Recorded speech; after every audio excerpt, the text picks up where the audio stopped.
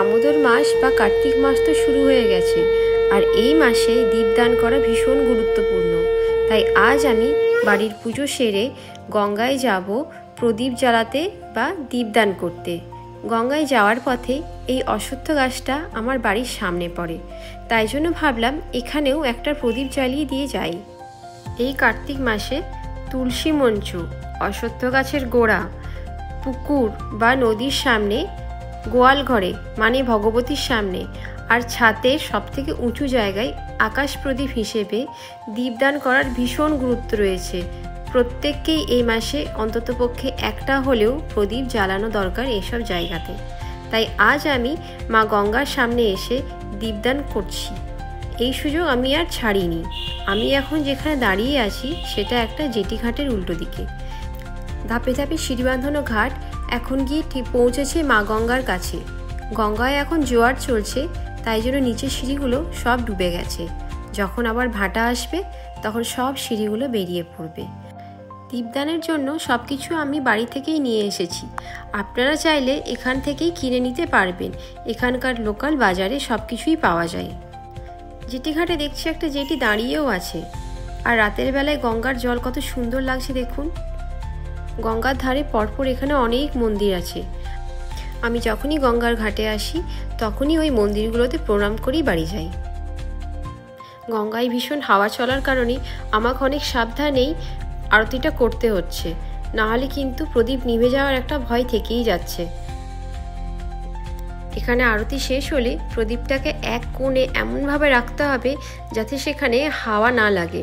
হাওয়া লাগলেই কিন্তু প্রদীপ নিভে যাবে।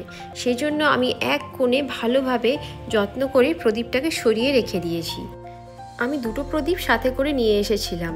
একটা শিব মন্দির জ্বালানোর জন্য ছিল, কিন্তু ওই মন্দিরটা অনেকটা দূরে হওয়ার কারণে দুটো প্রদীপই এখানেই জ্বালিয়ে দিয়েছি। তেলের কিংবা ঘিয়ের প্রদীপ এই মাসে জ্বালাতে হয়, তাই আজ আমি ঘি দিয়েই প্রদীপ জ্বেলেছি। এত হাওয়ার মধ্যেও প্রদীপ দুটো বেশ ভালোই জ্বলছে। আশা করছি প্রদীপ দুটো শেষ পর্যন্ত জ্বলতে থাকবে। এখান থেকে বেরিয়ে মন্দিরে যাওয়ার পথে দুপাশে এই বাজারটা পড়ে। এটা বাজার না বলে কয়েকটা দোকান আর কিছু মানুষের থাকার বাড়ি বললেই ভালো হয়। এই রাস্তার দুপাশে কত অসংখ্য মানুষের বসবাস তা আপনারা দেখতেই পাচ্ছেন।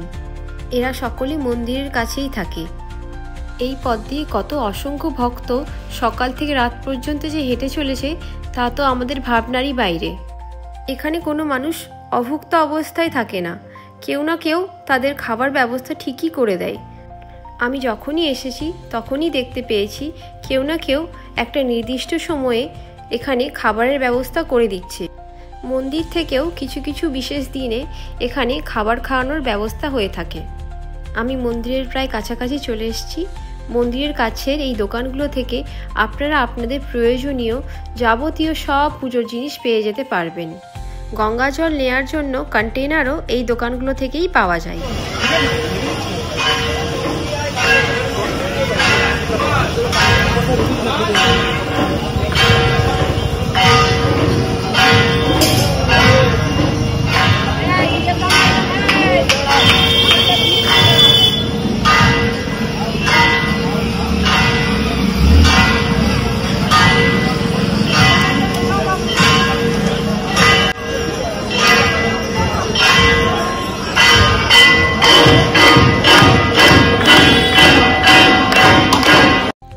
আমি যখন মন্দিরে যাই তখন মন্দিরে সন্ধ্যা আরতি শুরু হয়ে গেছে।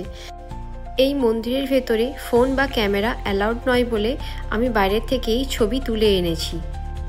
আজ অনেক দেরি হয়ে গেছিল, আর বাড়িতেও মেলা কাজ পড়েছিল বলে আশেপাশে থাকা অন্যান্য মন্দিরগুলোতে আর যাওয়া হয়নি। পরে একদিন চেষ্টা করব সেই মন্দিরগুলোতে গিয়ে আপনাদেরকে সেখানকার ছবি শেয়ার করার।